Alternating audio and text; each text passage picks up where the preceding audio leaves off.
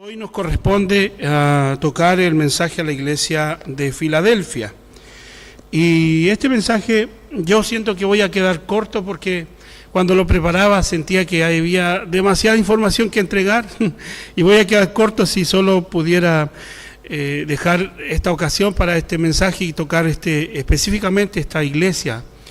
Pero independiente al tiempo, si alguno se necesita retirar a la una, lo puede hacer tranquilamente. Y espero que el Señor nos acompañe en esto, porque no hay duda que el Espíritu Santo quiere hablar a la iglesia. Y yo sé que usted tiene la certeza de que el Señor nos ha hablado durante todo este tiempo. Tiene esa certeza, ¿verdad? Y no es porque yo lo diga o porque sea el pastor quien dirige la predicación, sino porque creo firmemente que el Espíritu Santo que está presente en nosotros, desde las Escrituras, habla a nuestro corazón. Así es que si alguno ha llegado por primera vez y siente el llamado del Señor, es el Espíritu de Dios obrando en su corazón, haciendo que la palabra sea entendible y produciendo también pasos de fe que son sumamente importantes. Vamos inmediatamente a ir al texto bíblico de Apocalipsis capítulo 3, versículos 7 al 13. Ese es el mensaje que comprende esta mañana, el mensaje de la iglesia de Filadelfia, ¿verdad?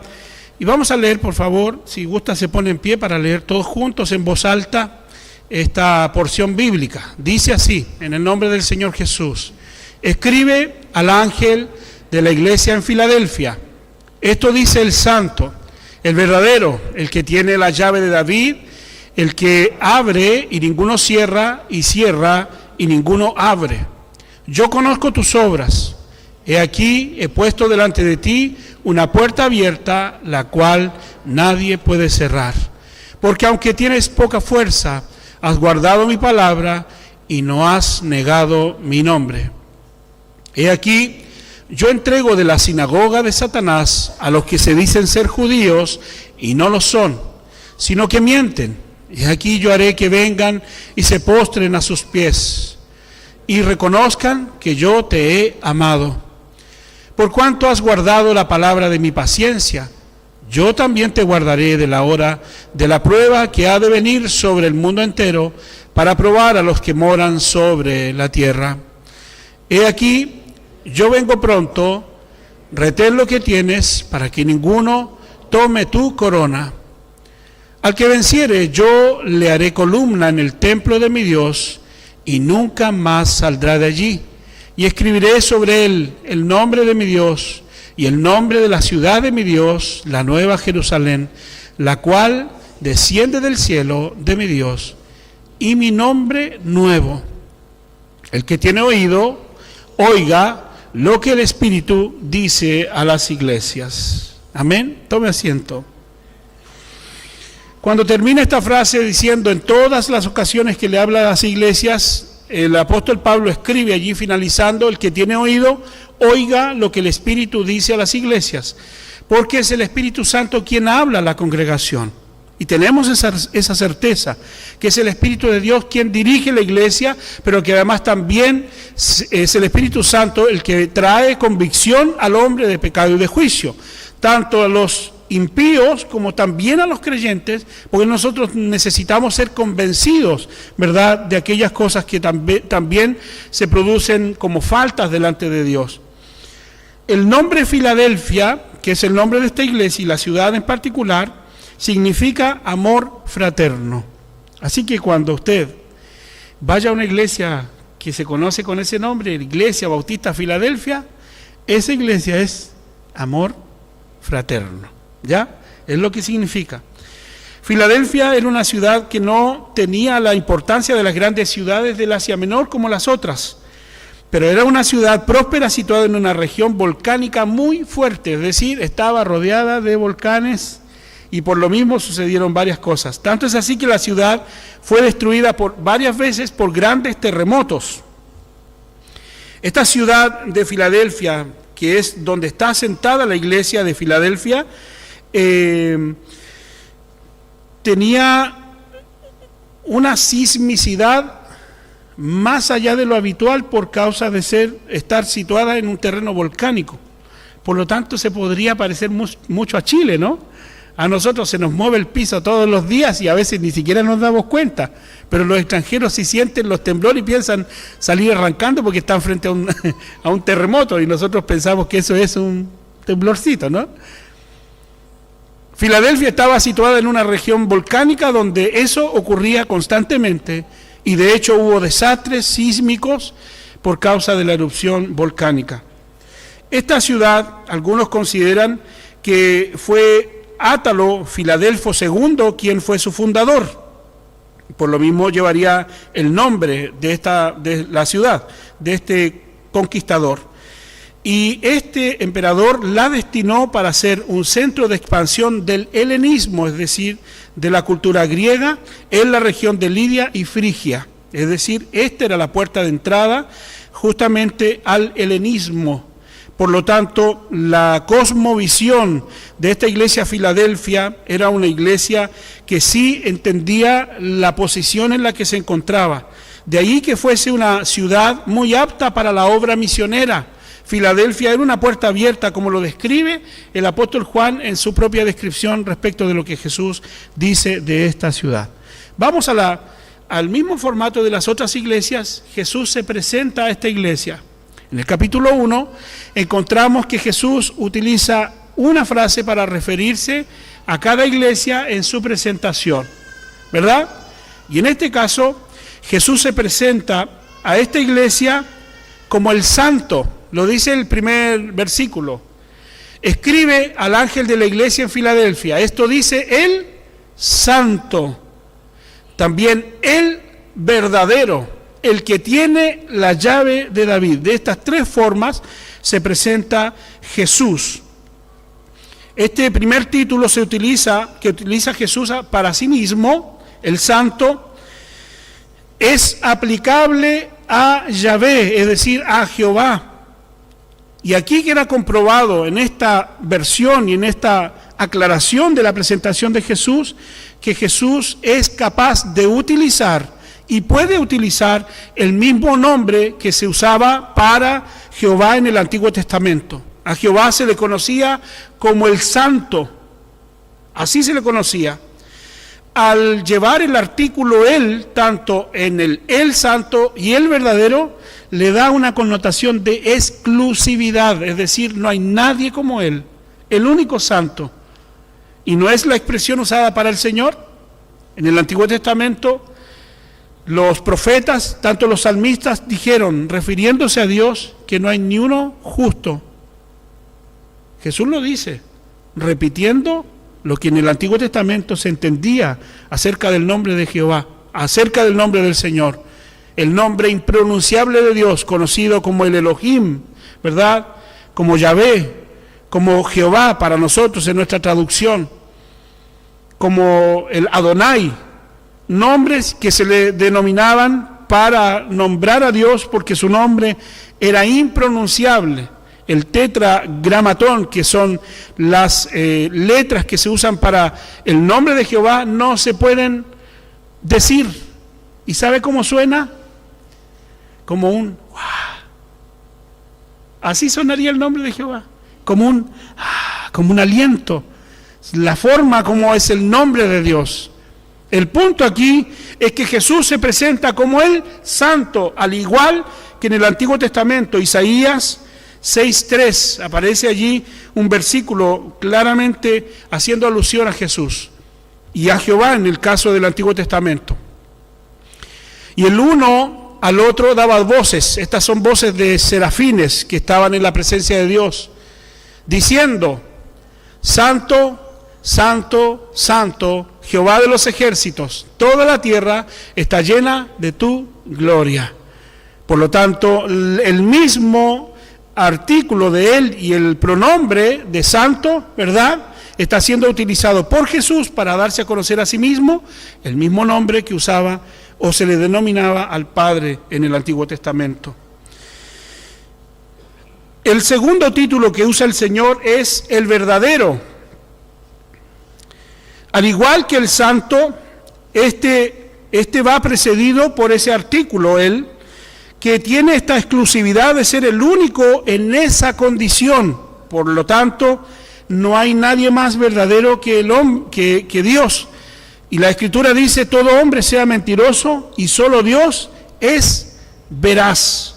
Porque la verdad, mucho más que una verdad sostenible de un hecho empírico, estamos hablando de la verdad de la vida y de la verdad de la creación y de la existencia del mismo hombre. Por lo tanto, quiere decir que Jesús es el único verdadero absoluto. Y dijo Jesús en San Juan 14:6, que Jesús les dijo a sus discípulos, yo soy el camino y la verdad y la vida. Nadie viene al Padre sino por mí. ¿Cuál es esa verdad? Que Jesús es Dios, el único camino al Padre. Amén. Por lo tanto, amados hermanos, Jesús se presenta como el santo y como el verdadero, ese verdadero absoluto, no habiendo otro igual a él. Y un tercer título que usa Jesús es el poseedor, que tiene la llave de David. ¿Qué significa esto? Esto es para representar su soberanía de Rey de Reyes y Señor de Señores. En el capítulo 19 de Apocalipsis es el nombre que tiene inscrito en su muslo, ¿no? Que dice, Rey de Reyes y Señor de Señores. Por lo tanto, el que tiene la llave de David es uno solo.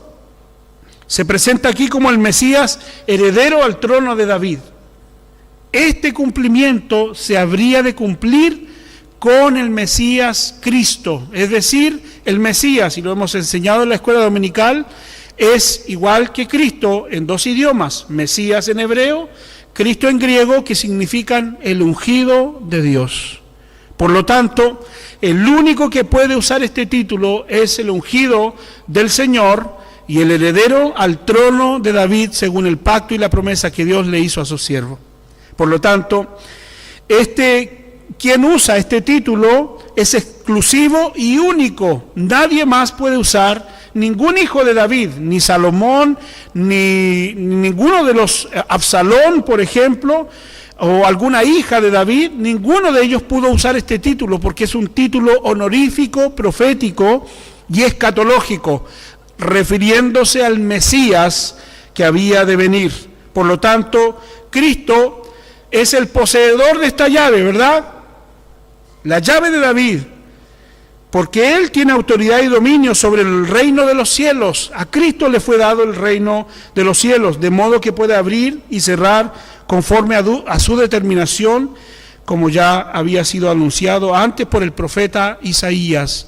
Vamos a ver Isaías 22, por favor.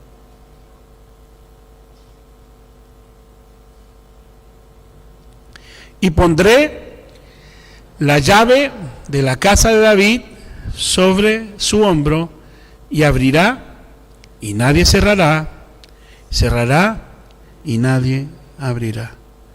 Esto se refiere al Mesías. Cristo ahora usa este mismo término para decir, yo soy el que puede abrir y nadie puede cerrar. Y si yo cierro, nadie puede abrir.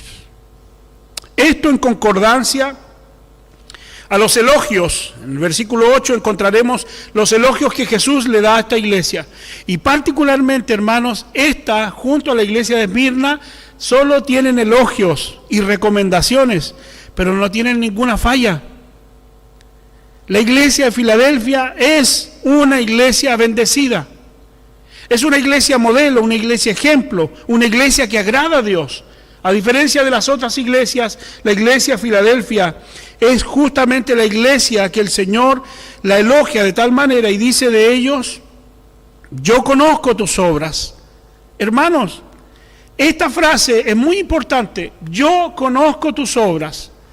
¿Cuál es el problema de esta frase? El problema es para nosotros, para el que oye, ¿a quién se le dice? Porque, por ejemplo, el caso de Pérgamo, o el caso de Éfeso, o el caso de la iglesia de Tiatira o Sardis, cuando el Señor le dice, yo conozco tus obras, ¿cómo le resuena a ellos? Estaban fallando. Por lo tanto, en ese sentido, a ellos les parece muy negativa esta frase, pero a Filadelfia no, porque era una iglesia fiel. Por lo tanto, cuando Jesús dice, yo conozco tus obras, el receptor recibe con gozo o con tristeza, pues sabe que su conciencia lo acusa de bien o de mal. ¿Lo entiende? Eso significa, mi hermano, mi hermana, que de acuerdo a nuestra fidelidad y condición al Señor, es como respondemos a esta frase, diciendo, yo conozco tus obras, porque el Señor es capaz de leer más allá de la apariencia. El Señor lee nuestros pensamientos, las intenciones del corazón, que esas no se pueden medir ni comprobar. Pero sí el Señor lo puede hacer. Y en buena hora que el Señor descubre nuestro interior para saber qué hay allí. Por lo tanto, amados hermanos, los elogios para esta iglesia parten en el versículo 8. Y les dice el Señor a esta iglesia, es un regalo que el Señor les hace a ellos. ¿Por qué? Porque para muchos es incierta la declaración de una puerta abierta. Sin embargo, según el contexto de la ciudad y el mensaje específico a la iglesia de Filadelfia, Cristo está ofreciendo un regalo excepcional que es una puerta abierta y que permanece abierta. Es decir, una puerta abierta que nadie puede cerrar. Es decir, no hay ningún poder humano, ningún imperio, ningún gobierno, nadie que pueda cerrar esta puerta que el Señor abrió frente a los ojos de esta amada congregación. Y esa es una garantía. Es decir, yo abro delante de ustedes una puerta que nadie puede cerrar. El primer obsequio que el Señor le da a esta congregación. La puerta abierta tiene que ver con la oportunidad de predicar el Evangelio a pesar de la oposición de los enemigos de la fe cristiana, o quizás con la amplia entrada al reino del Mesías. La puerta tenía que ser abierta sobrenaturalmente por Cristo. Fue Cristo quien la abrió para esta iglesia, amados hermanos, debido a que la oposición satánica intentaba cerrarla de inmediato. ¿Acaso usted no cree que la oposición satánica está presente en la iglesia y fuera de la iglesia? ¿Sí? ¿Y cómo se manifiesta? Usted tiene que orar, mi hermano. Usted tiene que clamar al Señor. Usted tiene que estar apercibido. Porque hay muchas maneras como dentro de la iglesia y fuera de la iglesia se manifiesta el enemigo de muchas maneras para impedir que esta puerta, que está abierta por el Señor, sea cerrada. Con ataques internos, con ataques externos. Tanto es así que allá atrás 3 o 4 veces vino un señor que me insultó y se quedó en el culto. Ustedes, nadie se dio cuenta, solo a unas hermanas a las que le pedí que oraran por mí, porque me dejó muy nervioso y me empezó a insultar desde su banca, y ustedes lo saludaron y le decían, bienvenido, bienvenido. Hay alguien que no se quería parar. Pero no desaprovechó la oportunidad de herir mi corazón y de ensuciar mi corazón con mucha basura, insultándome de que yo no era pastor, que era un manipulador, y lo digo públicamente, porque son cosas que usted no alcanza a entender, pero que se oponen al mensaje, que se oponen a la puerta que el Señor ha abierto, que tienden a desanimar al predicador, que tienden a desanimar al hermano. Por lo tanto, usted no se convierta en ese tropiezo. Le pedimos al Señor que no apareciera más, y gracias a Dios ese día fue el último día que vino. Porque a la iglesia llegan emisarios de Satanás para venir a desanimar y desestabilizar la paz de la iglesia. Pero la iglesia de Cristo es triunfante. ¿Sabe por qué? Nadie lo reprendió, nadie le dijo nada. Yo le dije, disfrute el culto, pero se fue. Y nunca más ha regresado. Hermanos amados, el enemigo se encarga de muchas maneras. Usa agentes satánicos, inicuos. Por ejemplo, 1 Corintios 16:9 dice, porque se me ha abierto puerta grande y eficaz. Exactamente lo mismo que Filadelfia. Y muchos son los adversarios. ¿Quiénes son? Son personas que se oponen a la predicación del Evangelio. Otra forma como Satanás quiere cerrar esta puerta abierta, usando la prisión. Colosenses 4:3 dice, orando también al mismo tiempo por nosotros, para que el Señor nos abra puerta para la palabra, a fin de dar a conocer el misterio de Cristo, por el cual también estoy preso. Por lo tanto, una de las maneras también que el enemigo usa es apresando y acallando la voz del apóstol Pablo y también de la iglesia. ¿Cuántas leyes se han convertido en una ley mordaza para la congregación? Y las iglesias evangélicas en nuestro propio país quisieron tocar la ley de culto y gracias a Dios no lo lograron, porque si lo hubiesen tocado, usted y yo tendríamos muchas más prohibiciones de las restricciones ya presentes.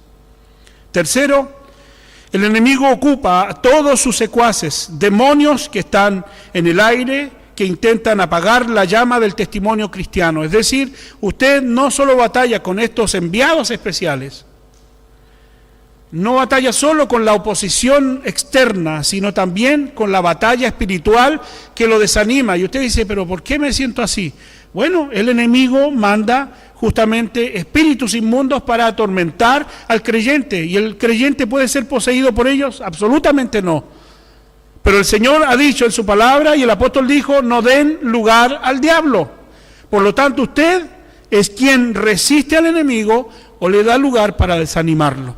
Por lo tanto, debemos ser tan habilosos y entendidos en la palabra que no debemos dar lugar a que el enemigo tome control de nuestras mentes y pensamientos. Efesios 6, 12 y 13 dice, porque no tenemos lucha contra sangre y carne, sino contra principados, contra potestades, contra los gobernadores de las tinieblas de este siglo, contra huestes espirituales de maldad en las regiones celestes. Por tanto, tomad toda la armadura de Dios para que podáis resistir en el día malo y habiendo acabado todo, estad firmes. Amén. Esa es la posición del creyente, estar firme en medio de la oposición. Los cristianos de Filadelfia podían aprovechar la puerta abierta para llevar el evangelio a las regiones de Misia, de Lidia y de Frigia. Son ciudades, ¿verdad?, que estaban circundantes a Filadelfia. La iglesia cristiana de hoy puede llevar el mensaje de salvación a todos los rincones de la tierra, tanto así, usando de manera adecuada las oportunidades de los medios digitales modernos, tecnológicos, que el Señor nos ha permitido usar para llevar su palabra. ¿Sí o no? Hay países, como en el Medio Oriente, que el Internet es restringido, que no tienen apertura, ¿verdad?, a las redes sociales como usted en toda Latinoamérica y en América del Norte, Europa, entre otros continentes. El evangelio puede llegar a través de las redes sociales. De hecho, nuestra iglesia está transmitiendo el culto por YouTube y por Facebook, Instagram. ¿Qué otra cosa tenemos? Parezco viejito diciendo la promoción, ¿no? Pero por ejemplo en YouTube, en el canal de la iglesia, que usted lo encuentra, y aprovecho de hacer la promoción, como Primera Iglesia Bautista de Valparaíso. Asimismo lo encuentra en Facebook y en Instagram. Llegamos a 2.100 visualizaciones de un solo video, de un video de presentación que una hermana hizo y que estaba muy bonito. Los estudios bíblicos del día jueves hemos llegado hasta más de 500 visualizaciones, o en el vivo están tomando el curso con nosotros de Apocalipsis. Entonces, los medios tecnológicos han servido para llevar la palabra del Señor. Esto no es para engrandecer a una iglesia o a una persona, porque estaríamos infringiendo el propósito de por qué estamos transmitiendo. El propósito de transmitir es llevar la palabra más allá de las fronteras de nuestro templo, porque usted es bendecido con el mensaje, pero también hay aquellos que a lo mejor no pudiendo venir a la iglesia, aún estando en otro país, son alcanzados con el mensaje de la palabra del Señor. Por lo tanto, los medios tecnológicos hoy, al igual que era la posición geográfica donde estaba la iglesia de Filadelfia, se han convertido en una potencial puerta abierta para la evangelización mundial. Por lo tanto, amados hermanos, esta puerta abierta que nadie puede cerrar, es una puerta que Dios abrió, que es grande y eficaz. Por lo tanto, debe ser bien aprovechada. Cuando usted lo llaman a evangelización, cuando usted lo quieren involucrar en un programa de evangelismo, cuando se dice, hermanos, vamos a ir a Paraguay, fueron 4 hermanos de nuestra iglesia a Paraguay.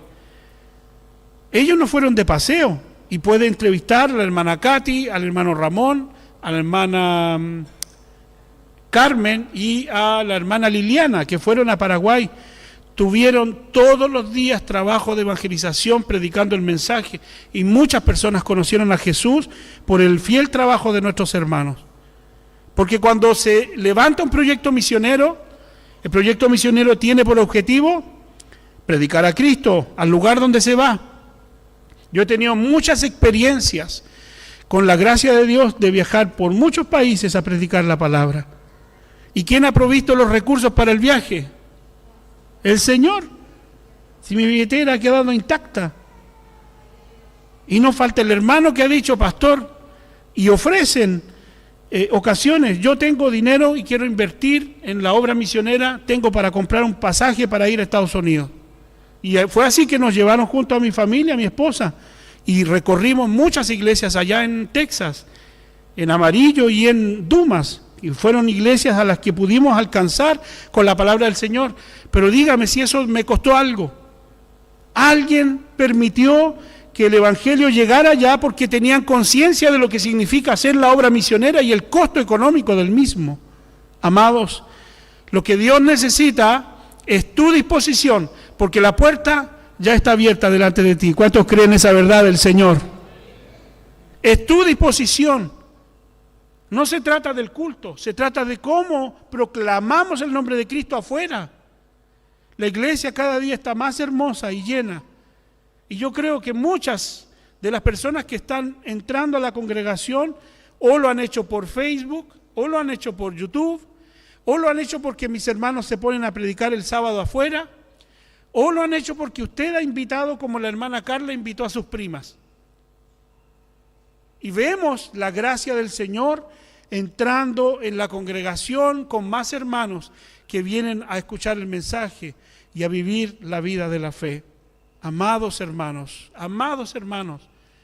tú eres esa puerta abierta que el Señor abrió. ¿Para qué? Para que muchos conozcan el Evangelio. ¿Quién puede cerrar esa puerta?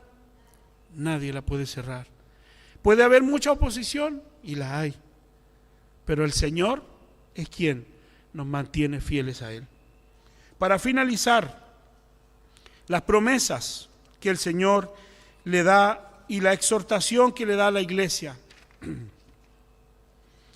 Junto con los elogios, Jesús le hace promesas a la iglesia y están enunciadas como sigue. Versículo 9 al 12.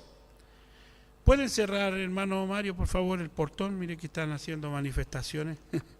Y por seguridad de la iglesia no se preocupe, es pacífica, pero en más de alguna ocasión han sido un poco agresivos y esperamos que la integridad de usted aquí sea resguardada.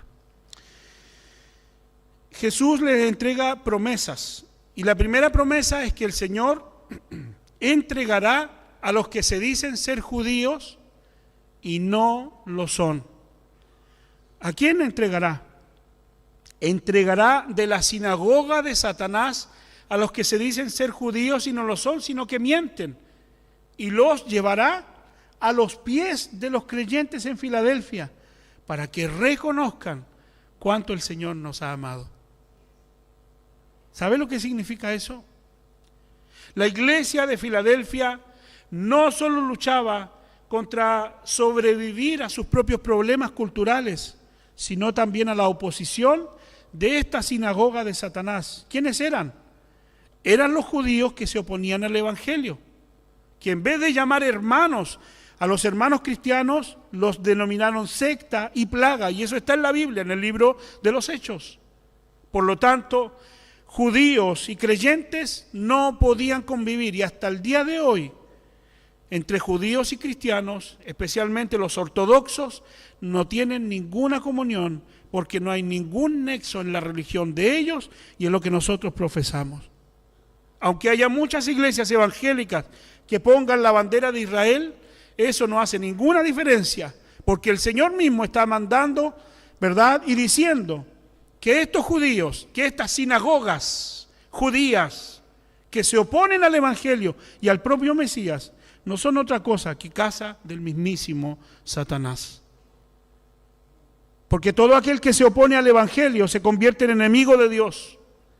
Todo aquel que rechaza a Cristo ya está bajo condenación, independiente de la religión que sea, porque Dios no es el Dios de los evangélicos. Dios es soberano, Dios es más allá de una religión y no está supeditado simplemente a una congregación o a una denominación en particular. Dios es Dios y sus hijos son sus hijos solo porque su gracia así lo ha permitido. Nosotros somos bautistas, evangélicos de confesión, pero no nos hace distintos a los hermanos pentecostales, porque ellos también son hijos de Dios como las otras denominaciones evangélicas que sirven al propósito del Señor. Pero aquí la primera promesa es que el Señor hará que estos opositores, que primariamente nombra aquí como los judíos que mienten, que no son judíos y no son sinagoga de Satanás, se postrarán ante los pies de esa iglesia para que ellos sepan cuánto el Señor les ama. Amén. El mismo Señor y los salmos dicen: y yo pondré tus enemigos por estrado de tus pies. Amados, como creyentes, día a día hemos visto cómo el Señor obra para abrir caminos en medio de gran oposición y cómo el Señor se encarga de colocar en su lugar a los enemigos de la fe. Finalmente, el Señor les dice: yo te guardaré de la hora de la prueba, el juicio contra los inicuos, el juicio contra aquellos, ¿verdad?, inicuos que se oponen a la palabra de Dios y al Evangelio. Es el Señor quien se opone justamente a estas naciones paganas e idólatras que han rechazado a Jesús. Lo dice el versículo 10: por cuanto has guardado la palabra de mi paciencia, yo también te guardaré de la hora de prueba que ha de venir sobre el mundo entero para probar a los que moran sobre la tierra. El Señor ha prometido guardarnos. El Señor ha prometido librarnos. Es el mismo Dios que libró a su pueblo de las 10 plagas de Egipto. Amén. El mismo Dios que pudo librar a su pueblo Israel de las plagas de Egipto. Porque nótese, hermano, esto no es una contradicción. Estoy hablando del Israel bíblico y no del Israel político que conocemos. El Israel bíblico es el que está aquí. Pero dice las Escrituras que ya no hay más memoria de las tribus. Amados hermanos, el punto aquí es que nosotros entendemos el Israel bíblico como el pueblo de Dios, al igual que nosotros. El apóstol Pablo dijo que de 2 naciones hizo una sola nación, que es un solo pueblo, que está constituido de muchas lenguas, de muchas tribus, de muchas naciones de todo el mundo, y somos la iglesia del Señor. El Señor ha prometido guardarnos de la hora que viene sobre la tierra, hora de juicio sobre los inicuos y redención para los creyentes en Cristo Jesús. Y les dice: he aquí, vengo pronto. Esa es una promesa, ¿sí o no? ¿Cuántos anhelan que el Señor venga? Y los nuevitos dirán: ¿pero qué está hablando, pastor? El mensaje del Evangelio es esto: el Señor prometió volver por su iglesia. Y su iglesia son todos los creyentes que al paso de los tiempos, desde que el Señor comenzó, hizo el sacrificio de la cruz, han creído y han venido en convicción y arrepentimiento a Él. Sus nombres, como lo veíamos la semana pasada, están inscritos en el libro de la vida.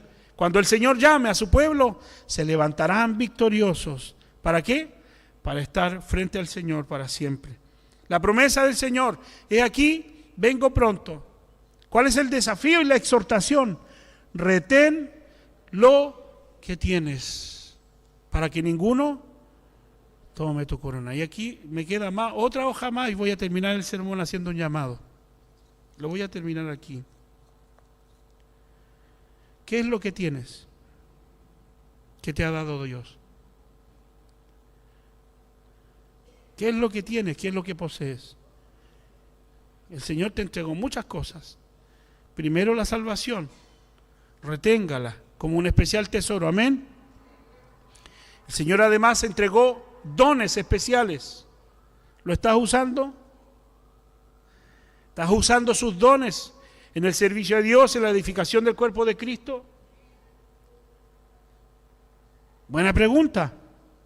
La iglesia de Filadelfia fue una iglesia fiel, aunque tenía poca fuerza, una iglesia que supo mantener la palabra guardada en el corazón y vivir de acuerdo a que esa palabra iba dictando para tomar decisiones.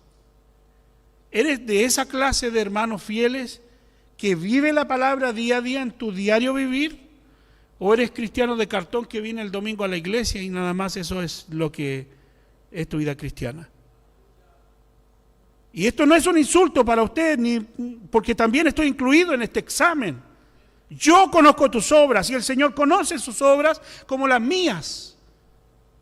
Lo que Dios está pidiendo en esta mañana es fidelidad. ¿Cuántos quieren ser fieles al Señor hasta el final de la carrera? Retenga lo que tiene, lo que el Señor le ha dado, reténgalo, hermano, porque eso es valioso para Dios. Retener lo que tenemos es retener la convicción, la palabra, el mensaje de Cristo, el evangelio del Señor, el nombre de Cristo y no avergonzarse de Él. Eso es retenernos, retener lo que hemos recibido del Señor hasta el final, para que ninguno tome tu corona. ¿Qué significa? Que posiblemente si tú no retienes lo que el Señor te ha dado, otro tomará tu lugar. Y yo no quiero en lo absoluto ser reemplazado por alguien por no haber hecho lo que el Señor me pidió hacer. Pueden venir sobre esta iglesia muchos pastores y a lo mejor el pastor Leo va a durar, no estoy para semilla, por hermano, voy a cumplir este año 50 años. Está joven, claro, gracias por los piropos, pero ¿qué tal si el Señor me quiere retirar en 1, 2, 3 años más? ¿Quién puede garantizar eso? Y vendrá otro pastor. Pero el tiempo que el Señor me dé para ser pastor de esta iglesia, no quiero que alguien robe mi lugar, porque quiero ser el pastor de la iglesia como Dios manda y como me lo está pidiendo. Tú en tu posición y en lo que el Señor te ha dado a ti para servir al Señor, sirve al Señor como si fuera el último día de servicio al Señor. No te entristezcas por las dificultades de la vida. No le digas, Señor, parece que ya no sirvo para ti. Porque todos estamos en un momento especial para servir y seguir sirviendo al Señor. Ninguno se mire en poco a sí mismo como que si ya no sirve, que está viejo, está vieja. Ponte en las manos del Señor, no en las manos del pastor. Ponte en las manos del Señor para que Él te levante y te utilice para su gloria. Para que esa corona que el Señor está preparando para ti, tu servicio, seas digno de tomarla y no sea otro el que la tome en tu lugar. Eso es fidelidad, esfuerzo personal, que el Señor mira día tras día. El Señor espera de ti, iglesia de Valparaíso, primera iglesia bautista de Valparaíso, que al igual que la iglesia de Filadelfia, que aunque tenemos poca fuerza, que nunca se oiga de mis labios que somos la iglesia más importante de la región. Que nunca se oiga de mis labios que somos la iglesia referente para muchas iglesias. Que nunca se oiga de mis labios engreimiento como que somos la iglesia mejor de nuestro país. Que nuestra aspiración sea servir al Señor con humildad y sencillez de corazón. Si el Señor te está llamando en esta tarde a su servicio, no necesitas hablar con el pastor. Habla con el Señor y dile, aquí estoy.